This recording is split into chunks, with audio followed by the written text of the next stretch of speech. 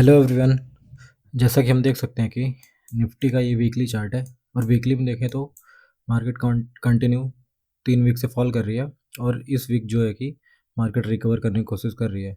जो last week fall आया था उसका 50% तो रिकवर कर गई है, बट देखते हैं कल क्लोजिंग कहाँ आती है। अगर कल क्लोजिंग आ जाती है आपकी 500 के ऊपर तो करीब करीब ये जो लास्ट वीक फॉल आया था इसको मार्केट पूरा रिकवर कर जाएगी। इसको रिकवर करके मार्केट जाएगी बजट के लिए। तो अगर ऐसा कुछ है तो फिर देखते हैं कि बजट पॉजिटिव न्यूज़ अगर आएगी तो मे बी ये बस जो ये लोग बाहर थे उनको निकालने के लिए था और मार्केट फिर ऊपर जा सकती है। और अगर ऐसा कुछ नहीं हुआ तो फिर मे बी अगर कल यहाँ पे क्लोजिंग आएगी तो मे बी ये बस एक इनसाइड कैंडल है, और अगर बजट डे के दिन फॉल हुआ तो मार्केट मतलब फर्दर और फॉल कर सकती है और एटलीस्ट यहाँ तक आ सकती है, क्योंकि अभी एफ वगैरह की पोजीशन अगर देखेंगे तो बियरिश ही है। कंटिन्यू वो अपनी बियरिश पोजीशन होल्ड कर रहे हैं। तो देखते हैं। और बैंक निफ्टी का देखें तो बैंक निफ्टी में काफ़ी रेयर कैंडलें बन रही हैं। अगर हम देखें तो वीकली में 4-5 वीक से देखेंगे तो एक ही जगह पे बायर आए, फिर सेलर आ गए, फिर बायर आए, फिर सेलर आ गए, फिर बायर आ रहे हैं। तो कंटिन्यू और बस यही एक पैटर्न दिख रहा है इसमें कि जो भी हाईज बन रहे हैं वो लास्ट वीक के हाईज को ब्रेक नहीं कर पा रहे हैं। ये देखिए, इस कैंडल का हाई, इस कैंडल का हाई, इस कैंडल का लो बनते जा रहे हैं हाईज, और नीचे भी लो बन रहे हैं। तो देखते हैं अगर कल मार्केट बैंक निफ्टी में स्पेशली अगर इन सब के ऊपर क्लोज कर दे या फिर एटलीस्ट प्रीवियस कैंडल के ऊपर क्लोज करेगी तो फिर ये हो जाएगा थोड़ा सा बुलिश है, बट अभी भी पैटर्न तो बुलिश है, बट ब्रेक नहीं कर पा रही है। और अगर कल कहीं नीचे क्लोज हुई यहाँ पे कहीं तो इसका मतलब यही है कि हाईज ब्रेक नहीं कर पा रही है। फर्दर अगर सेलिंग आएगी तो मे बी ये भी नीचे आ सकता है, बट अभी के लिए तो बुलिश है, न्यूज़ भी थोड़ी सी बुलिश है। और वनडे पे देखेंगे तो वनडे पे तो अच्छी कैंडल बनी है आज, जो इधर पूरा फॉल आया था बैंक निफ्टी में। बैंक निफ्टी काइंड ऑफ एक रेंज में ही है। ये जो लेवल था इसको ब्रेक की, इसके नीचे गई बट क्लोजिंग नहीं आई, यहीं से बाइंग आ रही है। मार्केट यहाँ पे आज 60,000 के ऊपर भी गई थी बट क्लोजिंग आई है उसके नीचे ही। निफ्टी में देखेंगे तो निफ्टी की क्लोजिंग जो कि अच्छी आई है। लास्ट 3 दिन से मार्केट ग्रीन बना रही है कैंडल, और जो ये काइंड ऑफ डब्ल्यू बन रहा था उसके जो ये नेक लाइन थी उसके ऊपर क्लोजिंग भी आई है, बट ये हर्डल है। देखते हैं कल मार्केट कहाँ क्लोज करती है। कल अगर कहीं ऐसे आके इधर कहीं क्लोज करेगी इसका मतलब मार्केट भी स्टिल बियरिश ही है। और अगर कहीं ऊपर क्लोज करेगी, मान लीजिए इधर कहीं क्लोज करेगी, तो ये हो जाएगा जो ये वीक था वीकली में हमने देखा ही है, फिर उसको इंगल्फ करके यहाँ तक क्लोज हो जाएगी।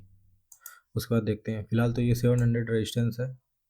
तो देखते हैं कि मार्केट कल क्लोजिंग कहाँ आती है, उसके बाद देखेंगे कि बजट पे हम कैसे जा रहे हैं और बजट पे हम कैसे ट्रेड करेंगे। कल की क्लोजिंग के बाद क्लियर होगा।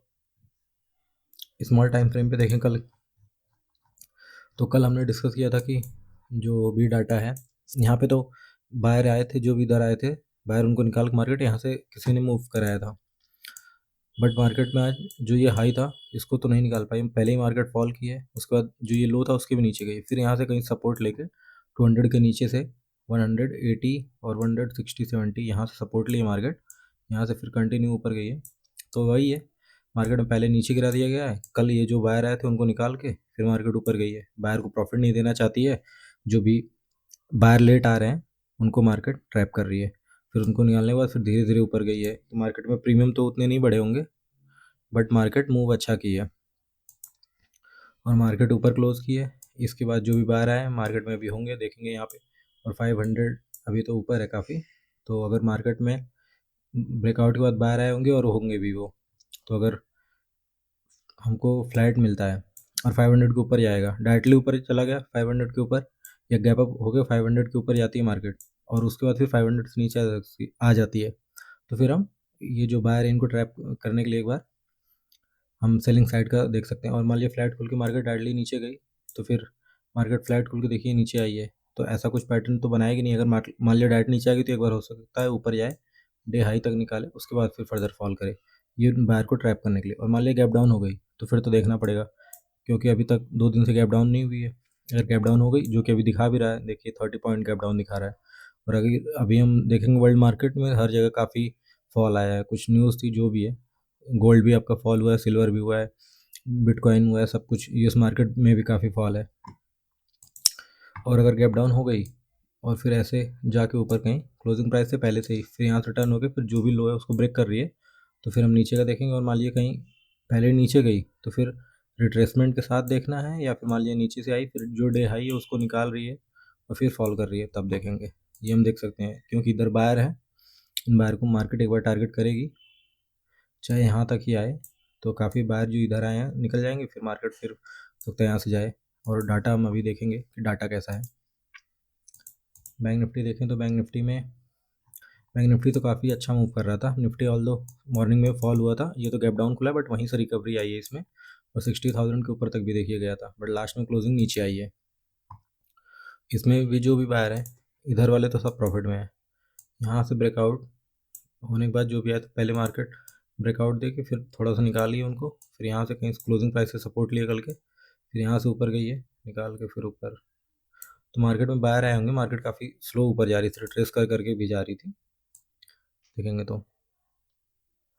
तो मार्केट में अगर गैप डाउन मिला जो कि अभी दिखा रहा है, अगर गैप डाउन मिला तो फिर ये पैनिक में आ सकते हैं। इनको टारगेट करने के लिए हम देख सकते हैं नीचे तक, एटलीस्ट यहाँ तक 660 तक, यहाँ तक हम ये भी आए फिर यहाँ से कहीं मूव करे तो हम ऊपर का साइड देखेंगे। बट अगर और फर्दर फॉल होगा तो फिर देखेंगे नीचे कहाँ सपोर्ट मिलता है।